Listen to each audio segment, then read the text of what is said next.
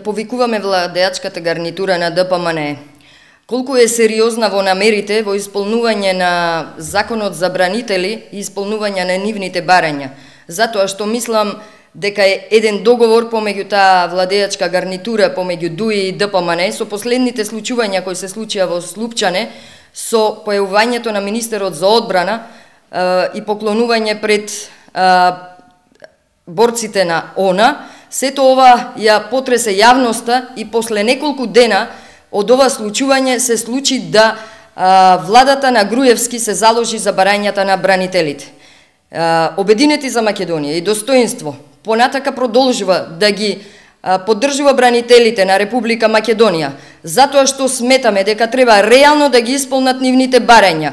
Ваквите нереални, брзопотезни, донесени одлуки кон бранителите е резултат на еден политички маркетинг, предизборна маркетиншка кампања во која се трудат бранителите да ги придобијат како гласачко тело. Меѓутоа, ги повикуваме од оваа говорница, доколку навистина се загрижени за бранителите, да ги исполнат нивните барања пред изборите, а не после изборите.